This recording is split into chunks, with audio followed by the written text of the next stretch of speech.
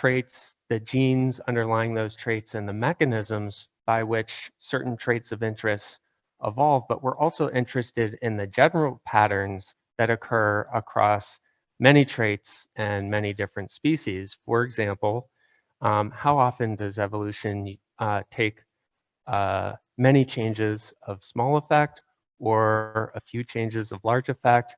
When does evolution occur through changes in cis-regulatory sequences or through changes in protein structure?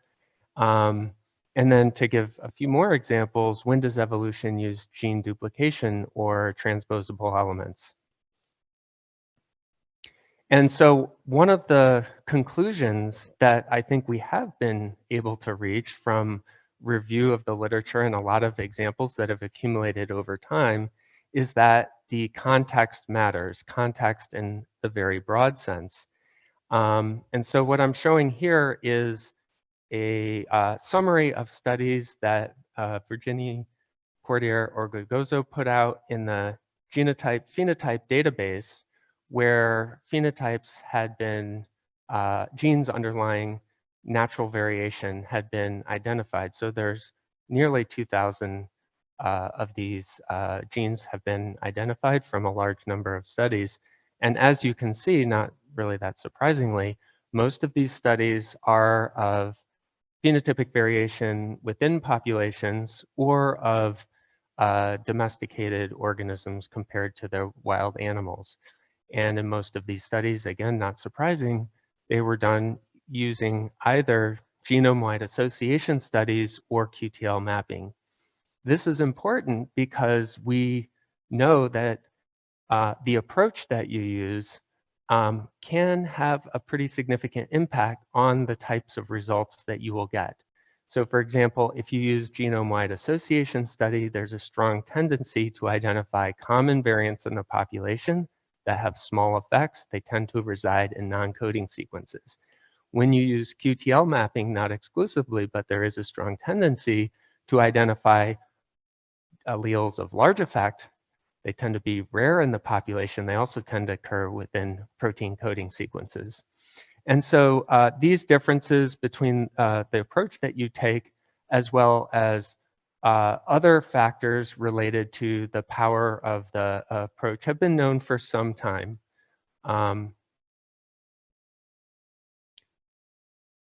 However, another place where the context of the study can be important in the types of results that you get is what is the fitness landscape that adaptation is evolving through. And so if adaptation is occurring as response to an environmental shift, you can get different results compared to when adaptation is chasing a moving optimum. And so for this reason and others, people have argued that the results from domesticated organisms might not be representative of the types of results that one would get when you study wild populations.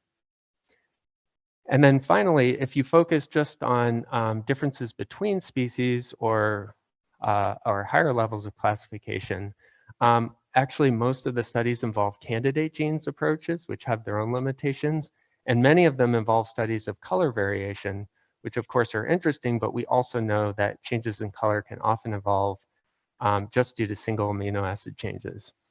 To put out a few more examples that people have noted in the literature, in terms of the context, whether adaptation used de novo mutation, standing variation, gene flow, or introgression, all influences the types of the types of generalized results that we're interested in. Whether there's a lot of pleiotropy, whether there's a gain or loss of a trait, and then whether the trait is picked because it shows parallel evolution across many different organisms. Okay, so today I'm going to tell you about the genetic basis of thermal tolerance in yeast, particularly this cerevisiae, which is the most thermophilic of these species, Saccharomyces cerevisiae, and then Saccharomyces euvarum, which is more cryophilic. And like all other studies, this system has its own context and and approach that we shouldn't ignore. But what I would like to argue is that the approaches that we use in the context of this system are different from most others that have previously been studied. And so I'm hoping that we have something new to learn. Okay, so the first aspect of the context of this system that I think is worth pointing out is that these two species have diverged from one another 15 million years ago. This is, if you look at synonymous sites, the synonymous site substitution rate between these two species is about what you observe between human and mouse, which diverged 100 million years ago. But in yeast, this occurs more quickly because their generation time is faster. So high divergence. One of the consequences of this is all of these species show strong reproductive isolation. So you can generate hybrids with all of these species, but the hybrids, for the most part, are sterile. They can't go through meiosis. Another, perhaps more important aspect of this high divergence is the potential for high genetic complexity and high phenotypic complexity for traits that distinguish those two species.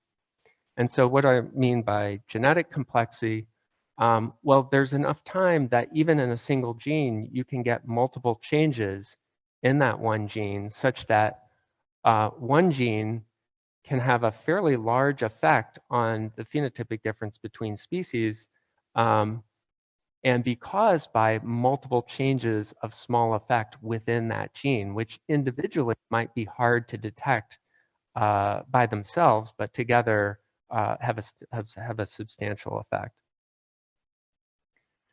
And then secondarily, it may often be the case that certain substitutions that occur depend on prior substitutions that have occurred in evolution. And this leads to complex epistatic interactions. It can also be seen in sort of the context of a historical contingency where not adaptive, but chance events that occurred early on can influence the substitutions that occur later during evolution. And it's not to say that the epistasis and chance are not important within a population or between very closely related species. It's just that their importance grows as you look at species that become more and more different from one another. In terms of phenotypic complexity, it's possible that a lot of phenotypes are constrained during evolution, either because of pleiotropy or mutation, and over short periods of time, constraints limit those phenotypes don't often evolve, but over longer periods of times, constraints can change, and you can start to see evolution of these traits. So to put it a little bit differently, if we only focus on traits, the few traits that differentiate sibling species, we may get answers about the genetic basis of evolutionary change that might not be representative or give us the whole picture for traits that occur between more distantly related species. Okay, so before I tell you about some of the things that we've done on the genetic basis of thermal divergence, I want to provide a little bit more context about the system, and then you can form your own opinion about, factors that might influence the outcome, because I think they're always there. And I'll tell you a little bit how we got interested in thermotolerance. So a little bit about the ecology and evolution of the Saccharomyces group. And so to start, Saccharomyces cerevisiae is the predominant yeast used to make beer, bread, and wine. Occasionally, other species are used in beer and wine production. There is one exception, Saccharomyces pastorianus, which is a hybrid between cerevisiae and eubayanus, and it's used to make lager beers, but it's not found in the wild. It's only found in human environments. So in comparison to these human-associated human associations, all of the Saccharomyces species have been isolated in association with trees, either the bark or the soil around the base of the tree decaying leaves. Of course, they can sometimes be found in other places, and we don't understand the whole ecology of the system, but that's what we have so far. And so when we originally got interested in very simple question of, why do we use cerevisiae to make beer, bread, and wine? How did that occur? What characteristics determine our use of this species? And the first thing is that it's not because cerevisiae is the only fermentative yeast. In fact, all of these Saccharomyces species are highly fermentative. In other words, if you put them into grape juice, they will ferment it to wine. So fermentation by itself is can't be the only explanation. One clue, though, comes from traditional winemaking, which is when you collect the berries and you put them in, you don't need to add yeast. The fermentation starts naturally, and initially cerevisiae is quite low in abundance, but quickly outcompetes literally hundreds of other fungal and bacterial species and soon becomes the dominant organisms. So it has the ability to dominate grape juice fermentations. How does cerevisiae do this? The idea is that it comes from this evolution of the fermentative lifestyle. And so if you prefer fermentation, you produce a lot of ethanol. Ethanol is toxic to a lot of organisms, and so that allows you to do basically niche construction where you make an environment that is fine for you but toxic to everyone else, and then you can consume the leftover ethanol and what other nutrients at your leisure. And so most organisms, including all of these species, can both ferment and respire. And the decision for whether you do that is whether oxygen is present. If oxygen is present, usually most organisms will respire. You get much more energy per molecule of glucose. And the fermentative lifestyle involves a set of organisms that even when there's oxygen, they will ferment. Of course, if no oxygen is present, then everyone has to ferment. There's no choice about it. But cerevisiae will ferment even in the presence of oxygen. So the problem with this explanation for how cerevisiae outcompetes all of these other organisms is that the fermentative lifestyle evolved a long time ago, around the time of a whole genome duplication. It's not a uh, a single event. There was a transition. It's a sort of a quantitative trait, whether you put carbon down this pathway or this pathway. But generally speaking, all of the post-whole genome duplicated species are fermentative, and the pre-whole genome species are not. And so to look at whether the fermentative lifestyle could explain dominance, we decided to test this simply by competing cerevisiae with a whole bunch of species post whole genome duplication and pre whole genome duplication, with the expectation that if dominance is related to this trait, then it should beat out all of these organisms, but none of these organisms, some of which are found in vineyards, but not all of them. So this is the results, which is the frequency of cerevisiae at the end of the fermentation showed in bars. It outcompetes all of the other species, with the exception of Saccharomyces paradoxus, its closest relatives, and also a congenic strain of cerevisiae. And so what we can take from that is that ecological dominance of the grape juice environment evolved in the ancestor between cerevisiae and paradoxus. And so it's an exaptation, has nothing to do with that domestication. It evolved for some reason a long time ago. We're not exactly sure what, but it is particularly useful for making wine. So it gives you high fitness in a vineyard environment. And The other thing that we did is we wanted to know what was the cause of this dominance, and I'm just going to summarize a bunch of results, which is there are multiple factors that can explain cerevisiae's ability to dominate the grape juice fermentations. First and foremost, cerevisiae and paradoxus have the highest ethanol resistance out of all of these species, so that by itself makes sense and could explain it. However, even if you grow these species by themselves in a monoculture, cerevisiae and paradoxus have the highest growth rate in grape juice compared to these other species. And just from that alone, you would predict them to outcompete. Grape juice has a low pH and is also poor in nitrogen sources.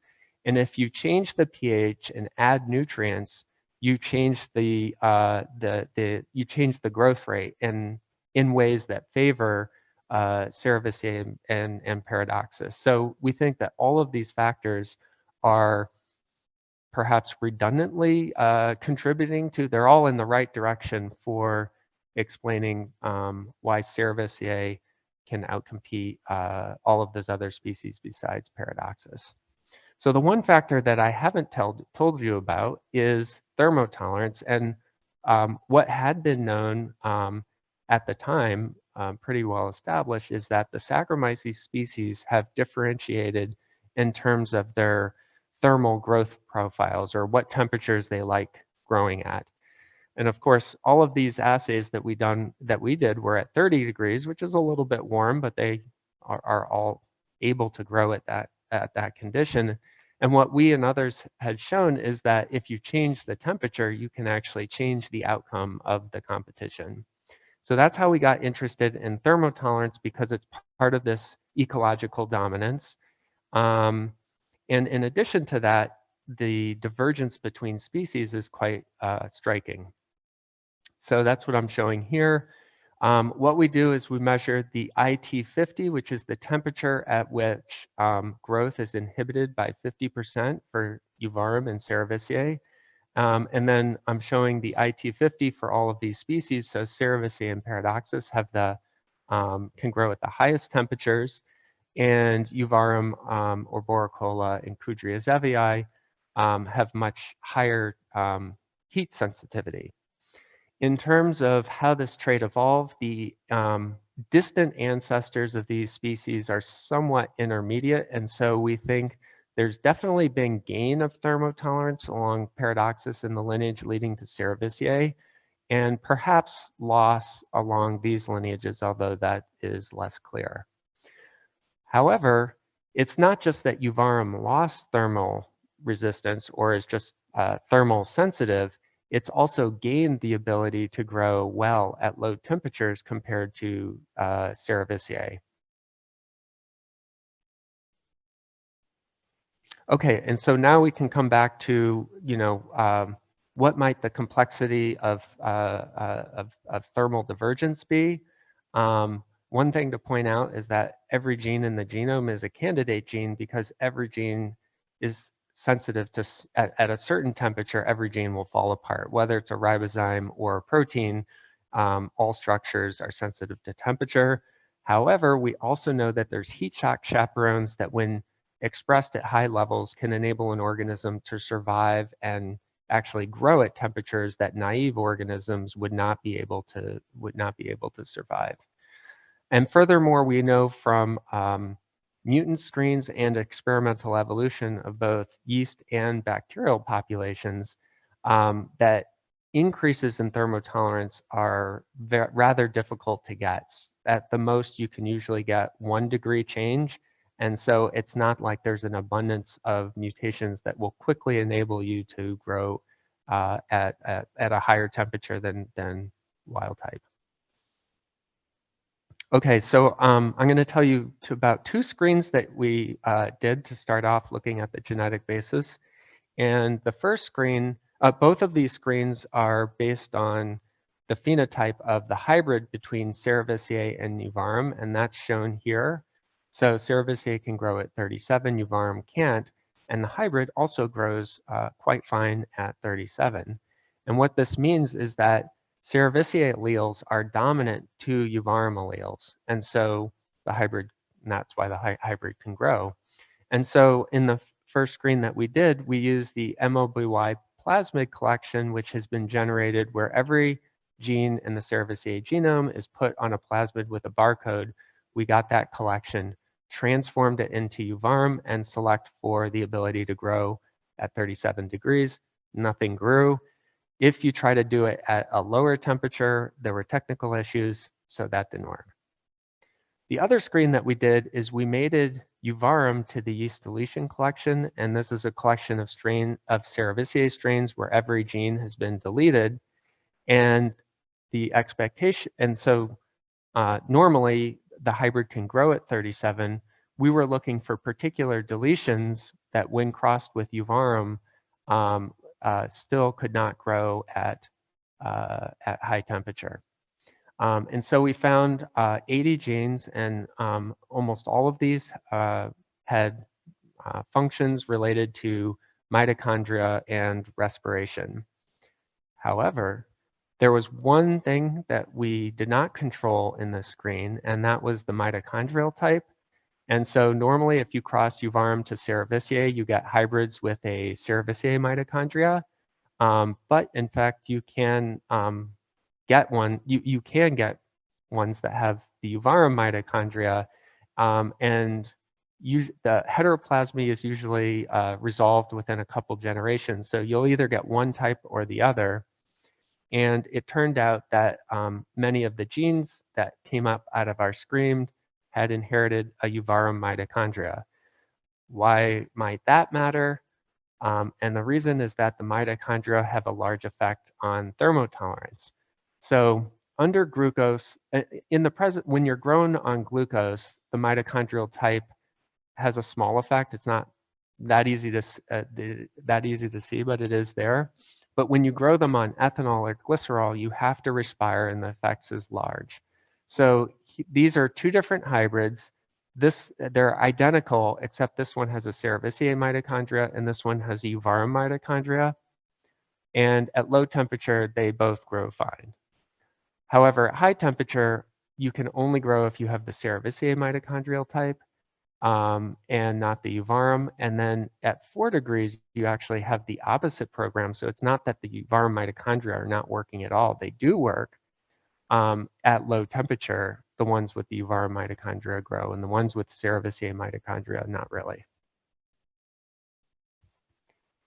Okay, so the mitochondria has 12 proteins, over 20 tRNAs. There's like 50 to 100 copies per cell. As I told you, there's biparental inheritance. However, in yeast, they also recombine. So this makes it possible to try to map this trait. And when we first tried, we took 100 hybrids that had segregated their mitochondrial DNA. We typed them. There was one recombinant. So not much recombination between these two distant species. However, we came up with a scheme to select for recombinants, and that was by using mutations in all of these mitochondrial encoded genes. And so the scenario is shown here, where we take a cerevisiae strain that has a deletion of one of the mitochondrial genes, and we cross it to wild type euvarum, and we select for growth at 37 degrees on glycerol. To grow on glycerol, you have to inherit the euvarum version of that gene because this gene is knocked out. But to grow at 37, you need something in the cerevisiae genome, mitochondrial genome. So based on those selection, we isolated a whole bunch of recombinants, and those are shown here. Here's the mitochondrial genome. Red indicates a cerevisiae mitochondrial type. Yellow means it had both, and blue indicates a euvarum mitochondrial type. Growth at 37 is shown here. And there's not a lot of different recombination breakpoints. Just as an aside, the way that you get both is because there is a rearrangement between the two mitochondrial types. So certain recombination events can result in having both copies. And in general, we're like, squinting at the data, the region that sort of has the minimum rescue from cerevisiae involves these genes here. So you can sort of see that corresponds with that. And so we tried to do allele replacement for 4 of those genes in that region, and this uses bialistic transformation, screening for replacements, and we were luckily able to get allele replacements of COX1 and COB. And so the results are shown here. These are the controls where you have a cerevisiae or the euvarum mitochondria. And then this is a cerevisiae mitochondria with COX1 from cerevisiae replacing the deletion that was originally present there. And this is the euvarum version of COX1 replacing the deletion that was previously there. At normal temperatures, there's no difference. At 37, the one with the cerevisiae version grows better, and at low temperature, the one with the euvarum version grows better. COB from euvarum was the only allele we get. We couldn't get the cerevisiae version, but it grows well at all of the temperatures, so we don't think that it is playing a role. But there probably are other things in the mitochondrial genome besides COX1 that are important for the overall mitochondrial effects. And then in sort of a companion to paper from Chris Hittinger's lab that we sort of worked together on, what they showed is that Pastorianus, which is a hybrid between cerevisiae and eubayanus, the mitochondrial type in this species also affects their thermal growth profile. So it's not just cerevisiae and euvarum. Okay, so to put it all together, yeast mitochondria are rather intriguing organelle. They seem to be an evolutionary hotspot, and that comes from a number of different studies. Just to run through them quickly, when people have mapped Dobzhansky-Muller incompatibilities between species, they find genes that are interacting between the nuclear genes from the nuclear genome and genes from the mitochondrial genome. So mitochondria is involved in incompatible interactions between species. That being said, if you look at gene trees from mitochondrial genes compared to the species genes, they don't match up. So there's introgression of bits and pieces of the mitochondrial genome across species, which is really the opposite what you would expect based on the first experiment. In addition to that, there's extensive intron polymorphism in the mitochondrial genome, both within a species and between species. These are type 1 introns that encode self-catalytic ribozymes and also homing endonucleases, which enables if you have a mitochondria that has one of these introns, it can insert itself into an intronless gene in another mitochondria. And this enables these introns to spread across a population and is thought to explain why we observe these variable patterns. And then, of course, now we see large effects of heat and cold tolerance.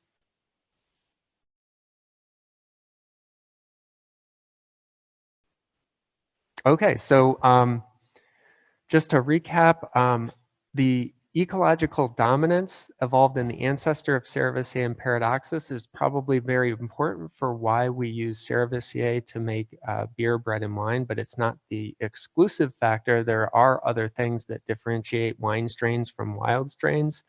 But in general, it does involve temperature. And as I pointed out in the beginning, you know, there are some Cudria zeviae and euvarum strains that are used for wine fermentations, and those are actually the ones where the fermentations are done at low temperatures, which then, you know, cerevisiae isn't the optimum yeast to use. In terms of thermotolerance,